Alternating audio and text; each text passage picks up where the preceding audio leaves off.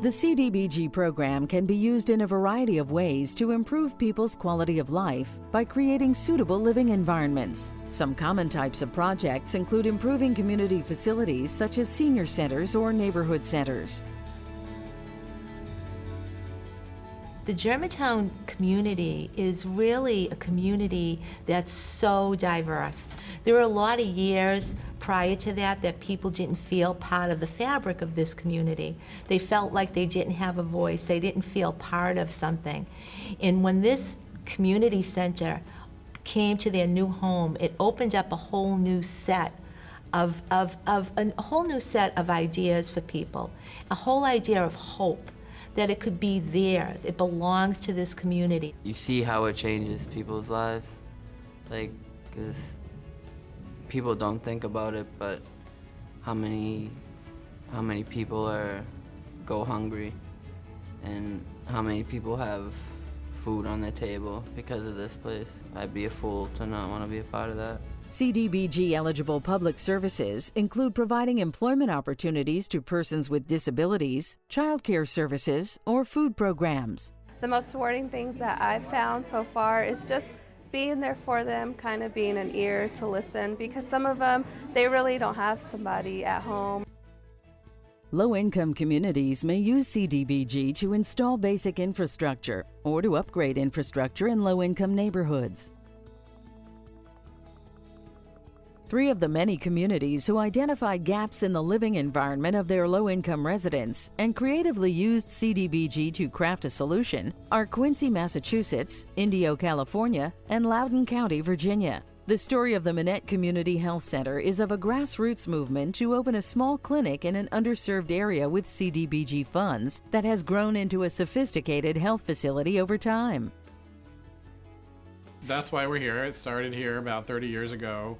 Or 35 years ago, by a group of people who found that there were patients who had no access to care and or were voiceless or disenfranchised. Activism and organization came together here to share this city facility that is used as a neighborhood center to create a community health center adjacent to be the access point for those who either had no insurance or had no access to care and who were using emergency rooms or not seeking care at all.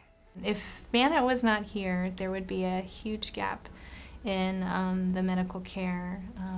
Approximately 50,000, we've had about 50,000 visits in the last year, and so that would be, and I want to say about 5,000 or more patients that come to Housneck. And so it would make it much more difficult for patients to have access to primary care if we were not here. I come from a town of population 800. Coming to this community health center gives me a sense of community. They know who I am. That's important to me. On the other side of the country, community development, just the whole gamut of programs and services that are available within the city. You can't do it without that partnership, that collaboration.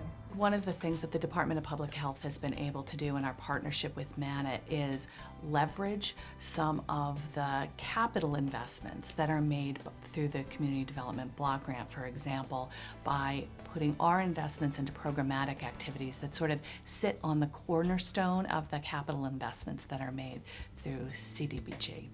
And because of that leveraging of those funds, we really are able to make inroads into improving community health, and it's a great partnership. The results are a better quality of life for residents over decades. They reckon we appreciate that. I have two cancer operations in my throat, and with radiation, and I have one in my lung. And I have a few spots of cancer, skin cancer. The only reason I'm telling you this, I have an appointment here in Housneck, and I'm going to get my skin cancers treated. They have a cancer freezing machine in Housneck. Can you believe that? I can't believe it. From what we tried to do in the beginning, what we had to work with, to have a machine like that, that's incredible. That's spending block grant monies. No doubt about it. Thank you for giving us this opportunity and for just having been able to being on the receiving end of CDBG funds is huge. Not just for our residents that are here now, but for the ones that are to come.